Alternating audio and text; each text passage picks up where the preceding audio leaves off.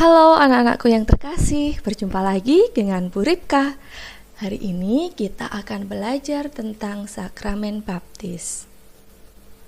Mari kita awali pembelajaran kita pagi hari ini dengan doa pembuka. Dalam nama Bapa dan Putra dan Roh Kudus. Amin. Allah Bapa kami yang penuh kasih, puji dan syukur kami haturkan kehadirat-Mu atas berkat dan pendampingan-Mu hingga pagi hari ini. Mohon berkat-Mu ya Bapa untuk kegiatan pembelajaran kami hari ini.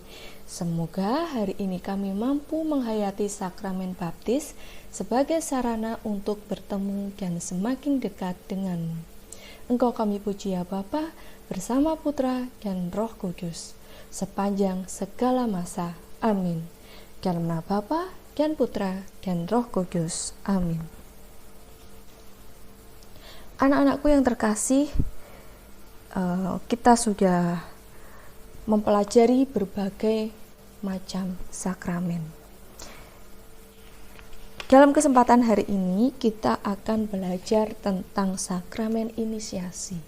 Sakramen inisiasi itu ada 3, yaitu sakramen baptis, sakramen ekaristi, dan sakramen pengurapan.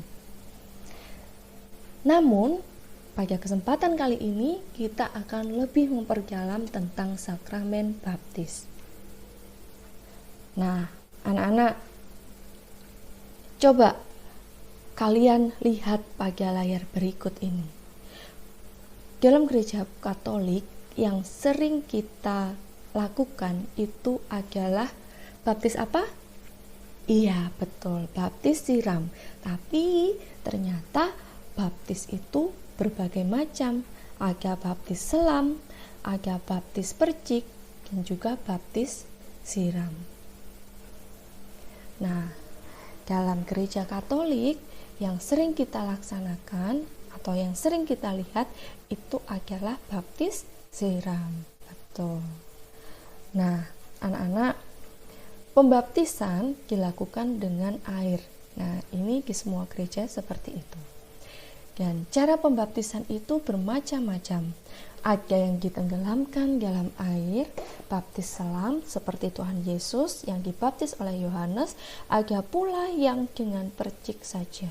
Jadi hanya dipercikkan di kepala atau dituangkan air di dahi, seperti itu. Setiap baptisan, baik baptis percik maupun baptisan selam, tidak pernah mengurangi makna dan arti dari baptisan.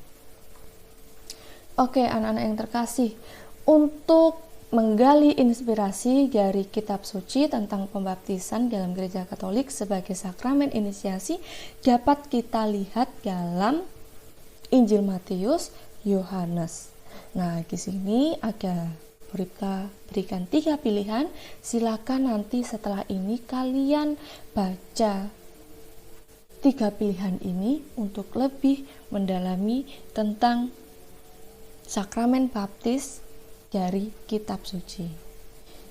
Selanjutnya, setelah kalian baca nanti, silakan kalian diskusikan dengan pertanyaan-pertanyaan berikut. Yang pertama, dari bacaan kitab suci di atas, ayat mana yang dapat dijadikan sebagai dasar dari sakramen baptis? Berikan penjelasannya. Kemudian yang kedua, sarana apa yang dipergunakan dalam pembaptisan berdasarkan bacaan kitab suci tadi? Atau kata-kata apa yang diucapkan dalam membaptis. Terus yang ketiga, apa saja yang harus dipersiapkan agar dapat dibaptis dalam gereja Katolik. Yang keempat, sarana apa saja yang dipergunakan dalam pembaptisan gereja Katolik. Kalimat apa yang diucapkan oleh imam atau pastor ketika membaptis. Yang kelima, bagaimana tahapan atau masa-masa penerimaan sakramen baptis dalam gereja Katolik? Jelaskan masing-masing. Dan yang terakhir, apa yang menjadi buah atau rahmat dari sakramen baptis? Silakan nanti setelah kalian membaca bacaan dari kitab suci tadi, kalian diskusikan bersama dengan teman-teman kalian apa yang sudah kalian sampaikan tadi.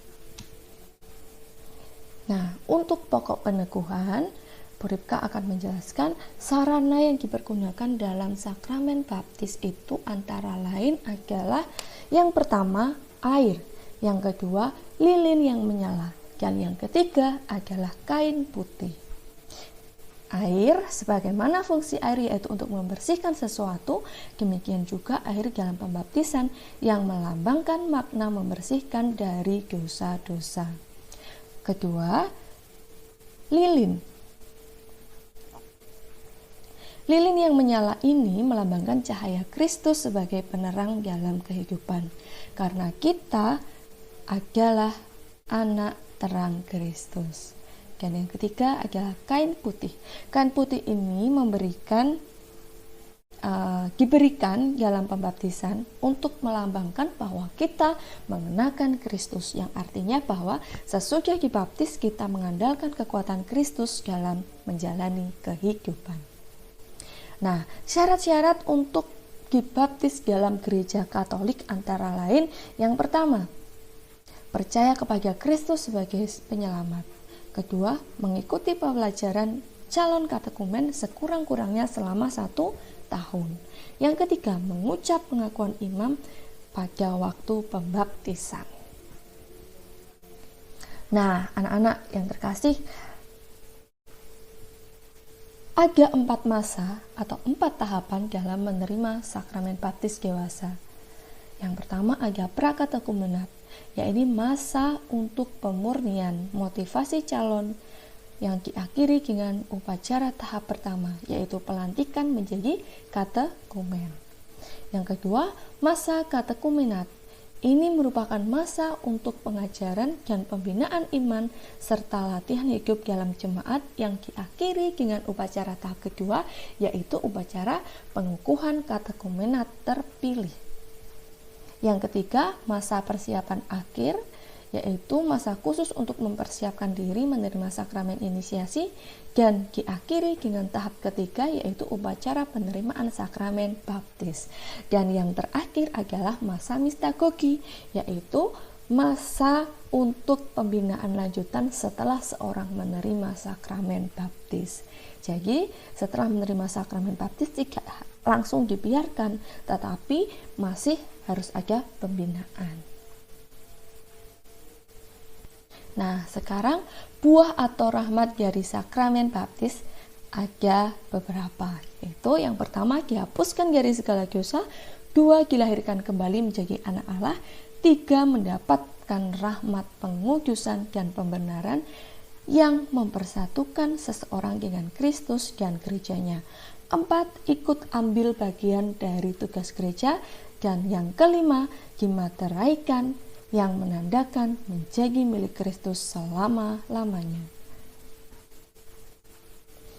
Nah, anak-anakku yang terkasih, hari ini kita telah belajar bersama tentang sakramen baptis. Dengan dibaptis, kalian dihapuskan dari segala dosa dan sah menjadi milik Kristus. Kalian sudah dimateraikan menjadi milik Kristus.